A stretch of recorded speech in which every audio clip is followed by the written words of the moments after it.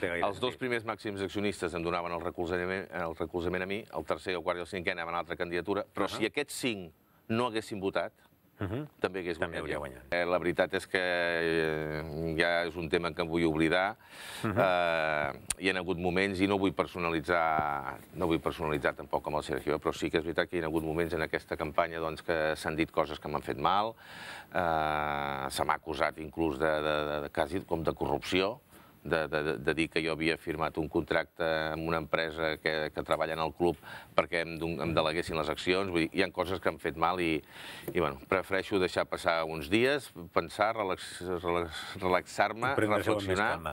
Jo crec que el Mauricio en aquests moments està totalment capacitat i és vàlid per tirar l'equip endavant. Hem de valorar també el que ha passat. Sí que és veritat que anem últims, però hi ha hagut moltes lesions, hi ha hagut uns errors arbitrals que aquest any ens estan matant. No, sí que és veritat, i hem tingut que fer una queixa formal i, dissabte al camp del València. No, perquè, clar, no es pot anar contra l'espectacle. Si expulses un jugador dels dos equips al minut 42 de la primera part, trenques l'espectacle de la segona part. A nosaltres som l'equip amb més targetes, som l'equip amb més expulsions. L'any passat, no sé si en 2 anys ens van pitar 2 o 3 penals a favor. Home, és molt més fàcil pitar l'Espanyol. I per què? Perquè si s'equivoquen, com va passar a València, no tenim una maquinària mediàtica. No hi ha la mateixa repercussió. Clar, no tenim una maquinària mediàtica darrere.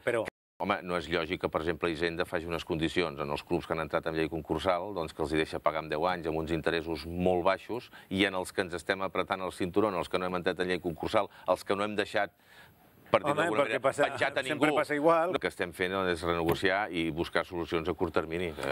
Sí que hi ha gent que es pot haver sentit més activa per al fet d'Espanyol. I a més, jo també crec, i sóc crític amb això, que l'Espanyol, durant uns anys que van ser, per Catalunya van ser uns anys difícils, probablement no ens vam saber posicionar.